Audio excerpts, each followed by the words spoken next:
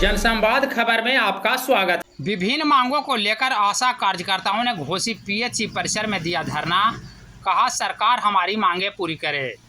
दरअसल घोसी प्रखंड क्षेत्र के सभी आशा कार्यकर्ताओं ने बुधवार को घोसी पीएचसी परिसर में एक दिवसीय धरना का आयोजन किया, जिसमें सरकार से विभिन्न मांगों को लेकर धरना पर बैठी थी।